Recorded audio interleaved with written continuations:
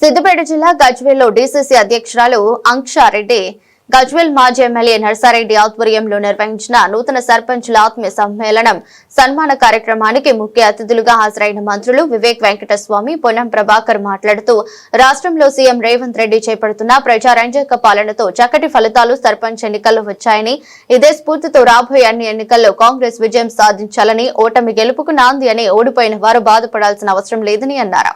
Congress party ఆధ్వర్యంలోనే ప్రజా సంక్షేమ పాలన సాధ్యమని అన్నారు.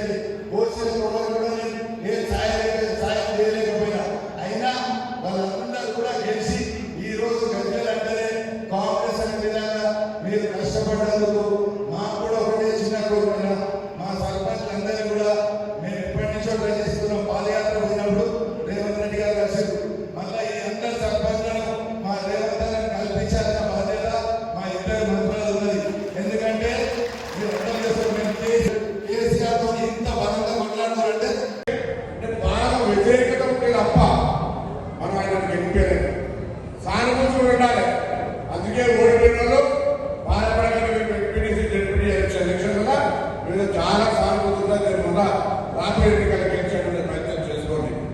తప్పకుండా అధికారంలో ఉన్నాం.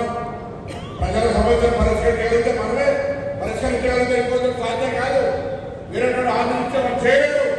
అందుకే ఇవాళ మనం తప్పకుండా ప్రజల విశ్వాసానికి అనుగుణంగా సమస్యలు పరిష్కరించామని మనం మనవి చేస్తూ మరొకసారి పేరున సన్మానం పొందిన అందరినీ కూడా హృదయపూర్వకంగా కాంగ్రెస్ పార్టీ పక్షాన వ్యక్తిగతంగా అందరి పక్షాన ధన్యవాదాలు, శుభాకాంక్షలు తెలియజేస్తా ఉన్నాను.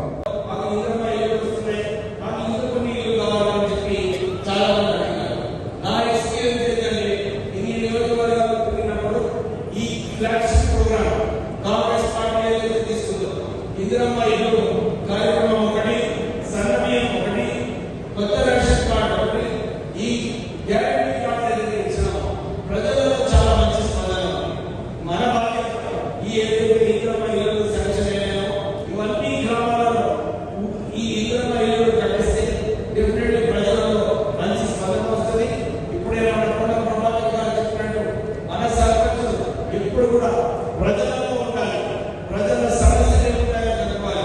వాళ్ళు ఫోన్ చేసినప్పుడు